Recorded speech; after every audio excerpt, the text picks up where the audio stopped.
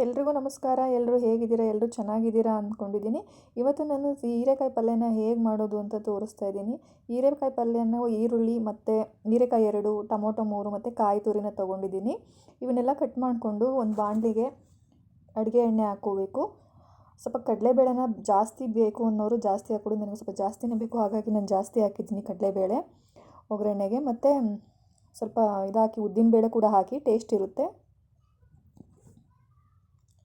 ಉದ್ದಿನಬೇಳೆ ಮತ್ತು ಕಡಲೆಬೇಳೆ ಒಂದು ಸ್ವಲ್ಪ 1-2 ನಿಮಿಷ ಆದಮೇಲೆ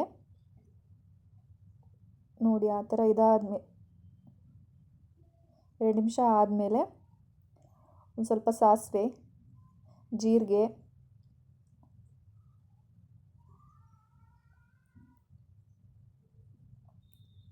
ಹಾಕಿ ಅದೆಲ್ಲ ಒಂದು ಸ್ವಲ್ಪ ಚಟಪಟ ಅಂತ ಸಿಡಿದ್ಮೇಲೆ ಒಂದು ಕರ್ಬೇವಿನ ಸೊಪ್ಪು ಹಾಕಿ, ಕರ್ಬೇವಿನ ಸೊಪ್ಪು ಎಲ್ಲ ಹಾಕಿದ ಮೇಲೆ ಕಟ್ ಮಾಡ್ಕೊಂಡಿರೋಂತಹ ಈರುಳ್ಳಿ ಹಾಕ್ಕೊಳ್ಳಿ. ಈರುಳ್ಳಿ 1-2 ನಿಮಿಷ ಮಾಗಿದ ಮೇಲೆ, 1-2 ನಿಮಿಷ ಮಾಗಲಿ ಈರುಳ್ಳಿ ಚೆನ್ನಾಗೇ ಎಲ್ಲ ಮಿಕ್ಸ್ ಆದಮೇಲೆ, ಹೀರೆಕಾಯಿ ಪಲ್ಯನ ನಾವು ಚಪಾತಿ, ದೋಸೆ, ರೊಟ್ಟಿ ಇದಕ್ಕೆಲ್ಲ ಯೂಸ್ ಮಾಡ್ಬೋದು. ತುಂಬಾ ಟೇಸ್ಟಾಗಿರುತ್ತೆ. ರೈಸ್ ಕೂಡ ನಾವು ಊಟ ಮಾಡ್ಬೋದು ಒಟ್ಟಿಗೆ, ಚೆನ್ನಾಗಿರುತ್ತೆ. ಸ್ವಲ್ಪ ಈರುಳ್ಳಿ ಎಲ್ಲ ನೋಡಿ ಒಂದು ಸ್ವಲ್ಪ ಬ್ರೌನಿಶ್, ಅಷ್ಟೊಂದು ಬ್ರೌನ್ ಆಗಬಾರ್ದು, ಲೈಟಾಗಿ ಒಂದು ಸ್ವಲ್ಪ ಬೆಂದ ಮೇಲೆ ಟೊಮೊಟೊನ ಮಿಕ್ಸ್ ಮಾಡ್ಕೊಳ್ಳಿ.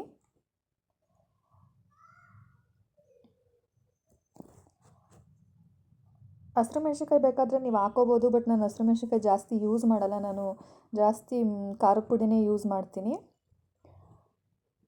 ಟೊಮೊಟೊ ಮತ್ತು ಈರುಳ್ಳಿ ಎಲ್ಲ ಮಿಕ್ಸ್ ಮಾಡಿ ಒಂದು ಸ್ವಲ್ಪ ಹೊತ್ತು 1-2 ನಿಮಿಷ ಬೆಂದ ಮೇಲೆ ಹಾಗೆ ಮಾಗಿಸ್ತಾ ಇರಿ. ಆಮೇಲೆ ಹೀರೆಕಾಯಿ ಕಟ್ ಮಾಡ್ಕೊಂಡಿರೋಂಥ ಹೀರೆಕಾಯಿನ ಮಿಕ್ಸ್ ಮಾಡಿ,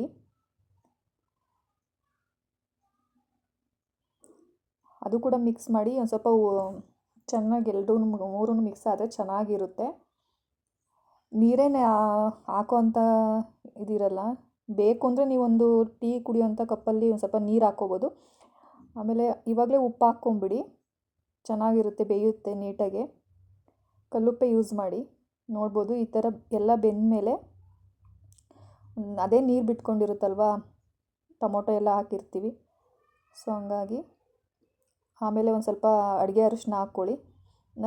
ಆಲ್ಮೋಸ್ಟ್ ನಾನು ಎಲ್ಲದೂ ಸಾಂಬಾರಿಗೆ ಪಲ್ಯಗೆಲ್ಲನೂ ನಾನು ಅಡುಗೆ ಅರಿಶಿನ ಯೂಸ್ ಮಾಡ್ತೀನಿ. ಆಮೇಲೆ ಒಂದು ಸ್ವಲ್ಪ ಮನೆಯಲ್ಲೇ ಮಾಡಿರೋಂತಹ ಸಾಂಬಾರು ಪುಡಿ ಹಾಕ್ಕೊಳ್ಳಿ, ಚೆನ್ನಾಗಿರುತ್ತೆ ಟೇಸ್ಟು. ಆಮೇಲೆ 1.5 ಚಮಚ ನಾನು ಖಾರದ ಪುಡಿ ಹಾಕಿದ್ದೀನಿ. ನಮ್ಮದು ಸ್ವಲ್ಪ ಖಾರ ಕಡಿಮೆ ಇದೆ, ಹಾಗಾಗಿ ನಿಮ್ಮ ಮನೆ ಖಾರದ ಪುಡಿ ಹೇಗಿದೆಯೋ ಆ ಥರ ಹಾಕ್ಕೊಳ್ಳಿ. ನಿಮಗೆ ಖಾರ ಜಾಸ್ತಿ ಬೇಕು ಅಂದರೆ ಜಾಸ್ತಿ ಹಾಕ್ಕೊಳ್ಳಿ. ಇದೆಲ್ಲ ಒಂದು ಸ್ವಲ್ಪ ಮಿಕ್ಸ್ ಆಗಿ ಕುದ್ಮೇಲೆ ತೆಂಗಿನ ತುರಿನ ಹಾಕ್ಕೋಬೇಕು, ತುರಿದಿಟ್ಕೊಂಡಿರುವಂಥ ತೆಂಗಿನಕಾಯಿನ. ತುಂಬ ಚೆನ್ನಾಗಿರುತ್ತೆ. ನಿಮಗೆ ನೀರು ಜಾಸ್ತಿ ಬೇಕು ಅಂದರೆ ಒಂದು ಕಾಫಿ ಕುಡಿಯೋ ಕಪ್ಪಲ್ಲಿ 1 ಲೋಟ ನೀರು ಹಾಕ್ಕೊಳ್ಳಿ, ನೀರಾಗಿರುತ್ತೆ. ರೈಸ್ ಕೂಡ ತಿನ್ಬೋದು. ಈ ಥರ ಎಲ್ಲ ಕುದ್ಮೇಲೆ ತುಂಬ ಚೆನ್ನಾಗಿರುತ್ತೆ. ಯಾರಿಗೆಲ್ಲ ಈ ವಿಡಿಯೋ ಇಷ್ಟ ಆಗುತ್ತೆ ಪ್ಲೀಸ್ ಲೈಕ್ ಮಾಡಿ ಮತ್ತು ಶೇರ್ ಮಾಡಿ. ನೀವು ಕೂಡ ಮಾಡಿದರೆ ಕಮೆಂಟ್ಸ್ ಮಾಡಿ ಟೇಸ್ಟ್ ಹೆಂಗಿತ್ತು ಅಂತ. ಸಪೋರ್ಟ್ ಮಾಡ್ತಾಯಿರಿ. ಎಲ್ರಿಗೂ ಥ್ಯಾಂಕ್ ಯು.